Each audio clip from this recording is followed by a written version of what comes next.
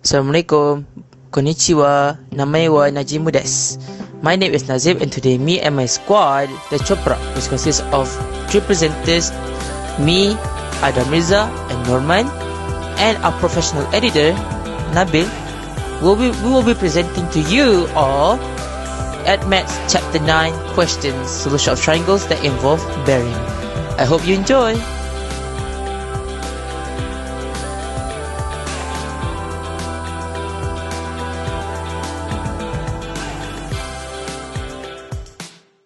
So how do you identify questions that involve bearing? So to actually recognize a question that involves bearing, usually it has this kind of like an arrow to the top face that shows north. It's like an arrow, and then it writes N on the top of the arrow. That means is a bearing question. And then usually if it says this bearing from north, that means you just have to draw an arrow to north and then just do the bearing. You don't have to use a compass. You just have to estimate. But make it logical. Okay, if there is an angle that forms a C, that means the sum of it should be 180 degrees. Okay, so if you extend the angle behind angle 1, the other angle should be equal to angle 2. Then, if there is a straight line, the total angle should be 180. Question 1. Fred is standing at point looking north. He walks on a bearing 056 for 9.8 kilometers before stopping. Then he walks an additional 3.5 kilometers on a bearing of 112 before stopping to rest. Find out how far he is away from his start point. So from the diagram, if you have given no diagram, just draw your own diagram. So here's the diagram that we draw. So first thing you do is draw a line, an arrow facing upwards, and label it north. Okay, N or north, doesn't matter. And then label under the arrow, label it A. So that means it's point A. Then from there, just estimate 56 degrees, but make it logical. If it's 56, that means it's an acute angle. So just estimate it 56. Then draw a straight line from there, and then label it 9.8 kilometers. Next, you at the end point of the line you just made, make an arrow facing upwards. Now from the arrow facing upwards, you label it north as well. Okay. And then you just estimate 112, but like I said, be logical. If it's 112, that means it's obtuse. Okay, then you just estimate 112 and then draw another line, and then on from the end point, label it C, and then the line, label it 3.5 kilometers. Then he asks how far it is from his start point. That means he wants length A and C. So you can see there he wants to find A and C. Okay, so inside the triangle, you don't have any other angles. So A and C, and then you have 9.8, and then you have 3.5. That means you have 3 lines. That means if it involves 3 lines, you automatically know it is using a cosine rule.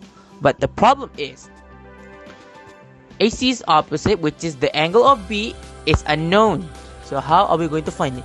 Now, according to the basics, if you extend the length behind 56, you're gonna get 124. Okay? Because 180 minus 56. 180 is because it's a straight line. And then, if I can say that 124 is equal to the length on the opposite of 56. That means besides 112, of course, not inside the triangle, but outside the triangle, the other one. Okay. So you got 124, you got 112, then you can just subtract with 360 because it's a whole circle. Then you're gonna get 124 as the angle of B inside the triangle. And then you can use the cosine rule, just insert all of that, all of the value, and you'll get AC is equal to 12.11 kilometers.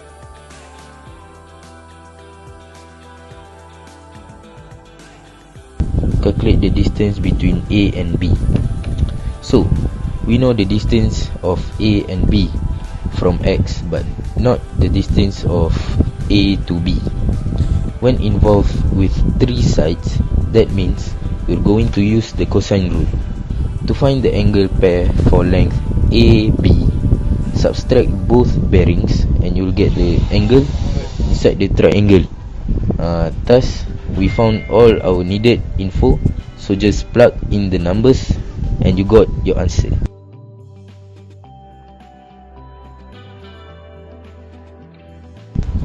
Work out the distance between A and B at 2 o'clock.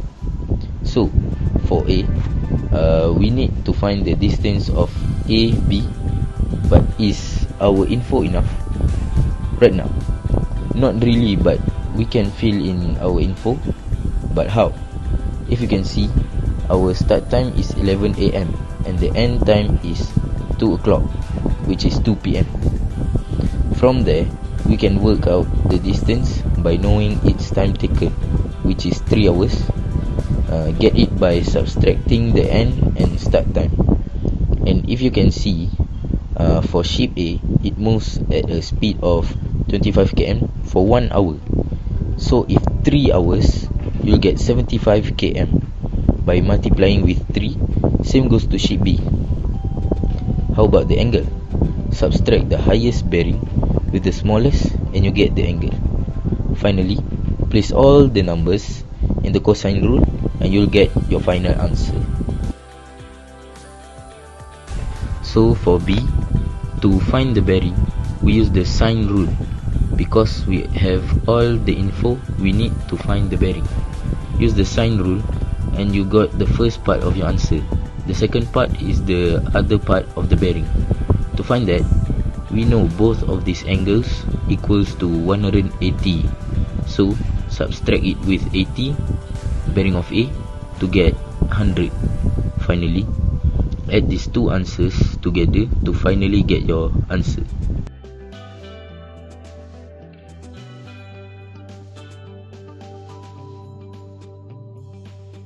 For the question A, the formula is A squared equals to B squared plus C squared minus 2BC cos A. After we fill in the information, we get BC squared equals to 700 squared plus 500 squared minus 2 in bracket 500 times 700 times cos 15. After that, we get BC squared equals to 63851.92. So the final answer is BC equals to 253 cm. For question B, the formula is A over sin A equals to B over sin B. After that, we get 253 over sin 15 equals to 700 over sin B. After that, we will get 253 sin B equals to 700 sin 15. Then we will bring 253 to the right side. So we will get sin B equals to 700 times sin 15 over 253. So sin B equals to 0.716. After that, we will need to inverse the sign. So we will get theta equals to 4.73. We need to have the answer in 2 decimal points.